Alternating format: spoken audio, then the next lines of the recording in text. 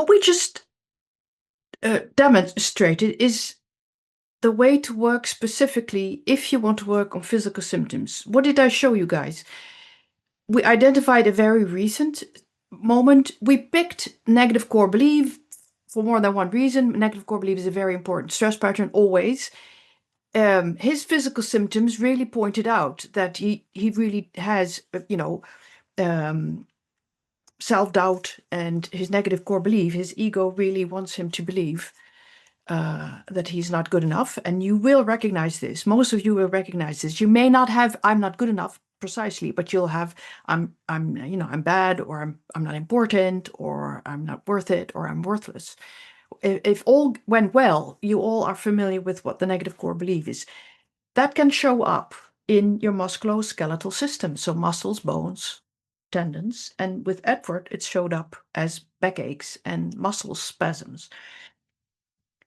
The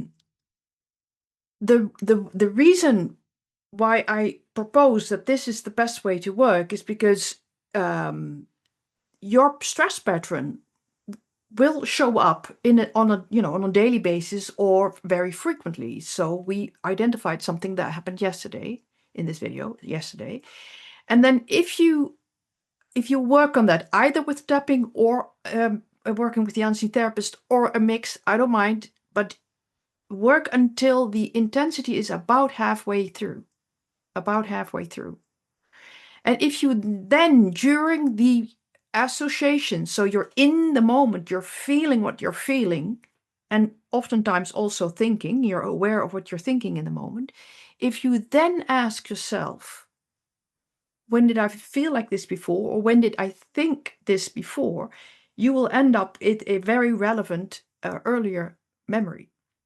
And he went back to his 13 years, something related. Anyways, if you practice to work like this, and in the second hour we'll give examples of what types of situations, specific events do you need to work on with certain physical symptoms. And this is an example of when your negative core belief gives you musculoskeletal problems, backaches, knee aches, shoulder aches, muscle aches, doesn't matter. All these point in the same direction, namely self-worth issues and things where your negative core belief plays an important role.